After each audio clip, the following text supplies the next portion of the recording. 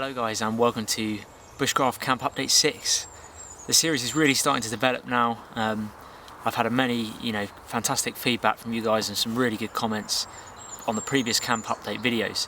So I'd just like to say firstly, thank you very much for all your support, and I'm really grateful for all your feedback. I've learned so many things from just the comments that you guys are saying, so please do keep them coming. You join me here in about middle of April. Temperatures are starting to warm up now. It's still quite slow. We've had a pretty rainy Easter kind of period so far. It's not been amazing weather.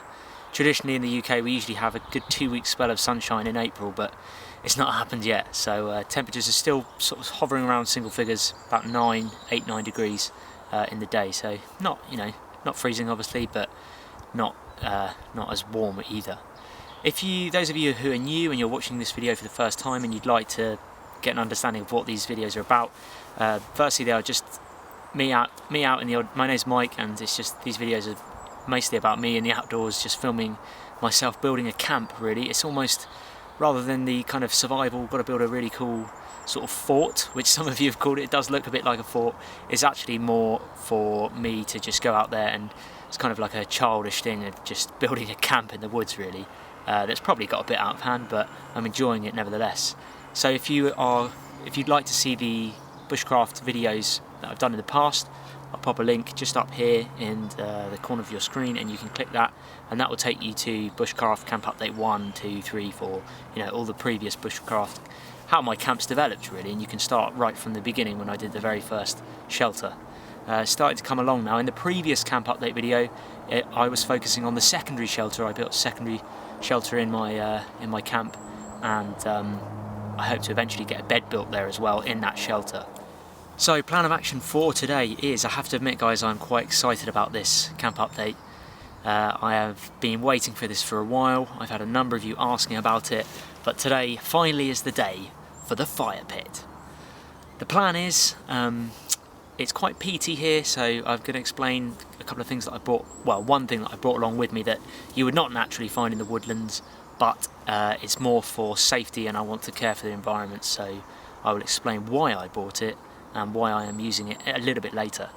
But I've had some great feedback from you guys about different types of fire pits or pit fires, whatever you want to call them, and how to kind of build them, and different ideas. Some of you have said about doing a Swedish fire torch, which is great. I've seen them, they're a fantastic idea.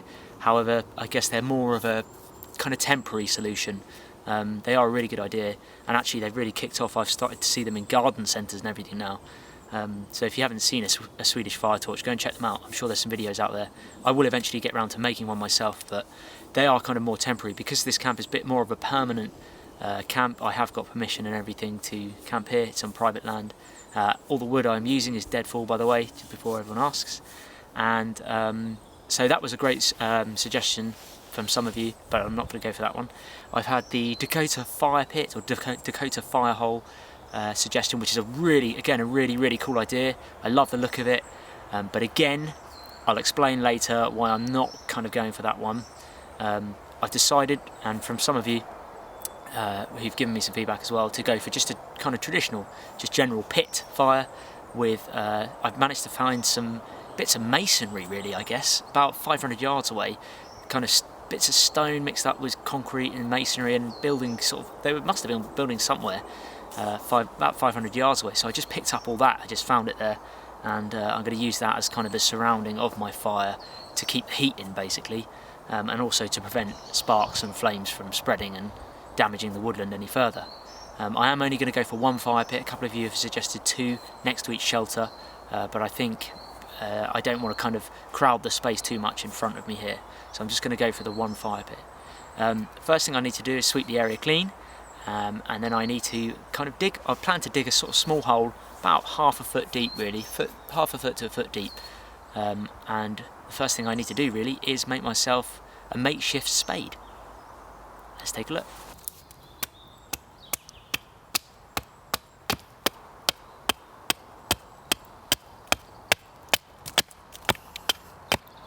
Okay, so all I've done is just to make a makeshift spade.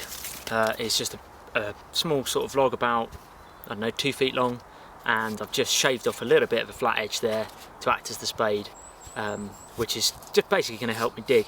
I don't usually go any shorter than 2 foot long for a sort of digging spade, because it gives me enough leverage to have a hand on the top and a hand on the bottom, and that way I can pull with this arm and push with the top arm, and it just helps your energy efficiency really when digging a hole. So I'm going to clear a little area now just in the middle of the camp and start digging.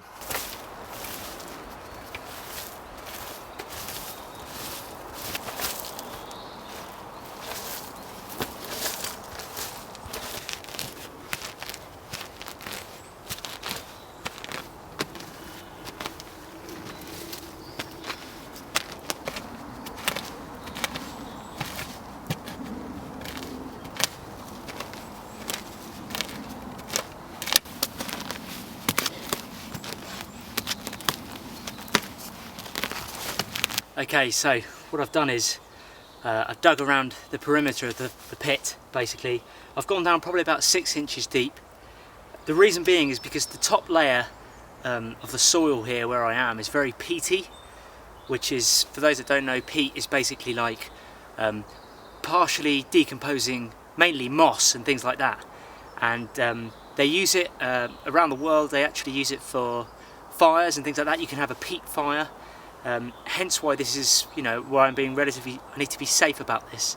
But they use peat fires around the world, and it's basically partially decomposing plant matter and moss, and it can dry out.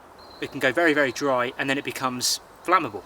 And that's what many people don't realise when they're out in the woodland, especially woodland that's very dense, where it's very mossy. That moss, generally when it partially decomposes, will turn the ground and the soil into peat, which over time can dry out, and it can become a potential fire hazard.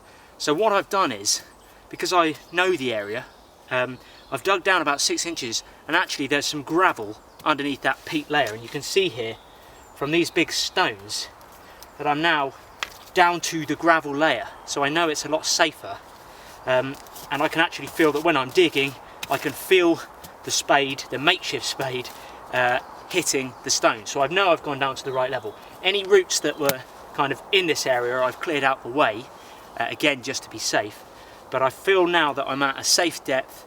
I've cleared most of the peat away from this area, and the bit that I was telling you about earlier, which is what I brought from home, I'm now going to explain to you what I bought and why.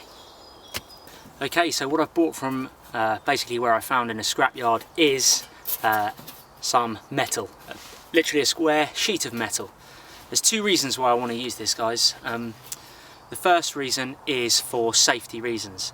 I want to place this at the base of my fire pit, and that way any smouldering embers and ash, when I've had a long fire overnight, will not penetrate this and go into the ground, and then into the tree roots, into the peat, another area of peat layer, which could then actually cause a fire. Peat, when it burns, can actually burn and smoulder for a very long time, and it can actually spread throughout the forest, throughout winter, underground without you knowing about it, and a fire can actually start up, many hundreds of meters away from where that peat originally burned. So, it's a safety thing, guys, really, for me, and I want to care and look after the environment. So by using this, it's just going to help prevent most of those hot smouldering embers from a long-term fire, not so much a short-term fire for a day trip, but those long overnight fires where they're burning for a while. This can collect the ash and embers and stop them penetrating through to the ground and catching the ground alight underneath me. That's the first reason. The second reason I'm using it is because it actually acts as basically a heat reflector, so it stops all that wasted heat and energy from the fire going into the ground, those embers and heat going into the ground, and punches that heat back up through the fire, which in turn basically makes a more efficient fire, a hotter fire. It will keep the embers burning for longer, and it will get me a much hotter bed of embers. So they're the kind of 2 reasons I'm using this sheet of metal. Again, it's just my way of doing things, guys, each to their own. Everyone's got their own opinion. This is just my way of, A, looking after my environment, but B, being able to have more of a long-term fire and create something that's safe. So I'm going to place this down on top of the gravel layer that I've now got down to, and then I've got some of that masonry that I was on about, which I'll then place around the edges to protect the fire a little bit more, and again get that heat efficiency of my fire pointed towards maybe my shelters.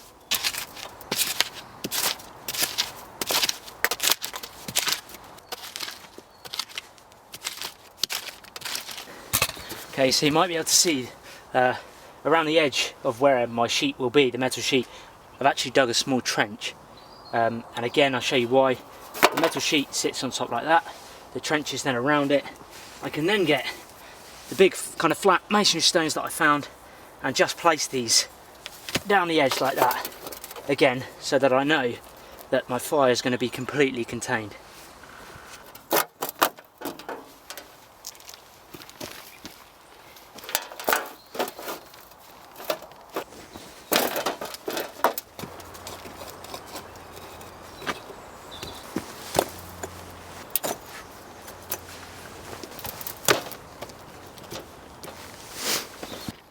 That's pretty secure. You can see from the kind of masonry blocks around the outside, there's not much kind of soil getting in there. What I'll do now is I'll backfill this soil just to the edge of the stone, and then later on, possibly not today but another day, I can get a few more of those masonry blocks if I can find them and just stack it up a little bit higher. So just time to backfill the fire pit and then I can get the fire going.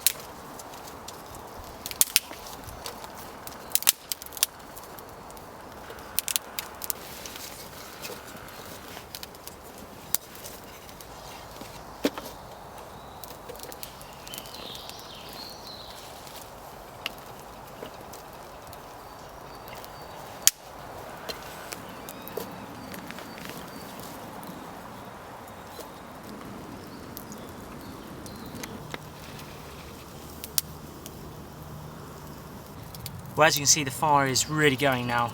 The pit I'm really chuffed with. I can feel the heat off that metal sheet underneath. I can feel the heat bouncing back up, and those stones are keeping it really contained.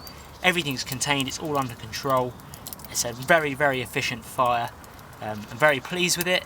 Hope you guys are pleased with it too. I know a lot of you have been joining me on this adventure since Bushcraft Camp Update 1, so hopefully you guys approve. And yeah, the next stage I think will be some sort of cooking system here, and then getting the bed system laid up as well. Thanks so much for watching, guys. Thanks for all your feedback, all your comments and everything. Please give me some feedback on what sort of cooking system I can use. I've got a few ideas in my mind, and any ideas on bed sleep systems in the shelters as well. Unfortunately, I've already eaten today. I didn't bring any sausages along, but I'm sure if I had some, they would be tasting really good on this fire.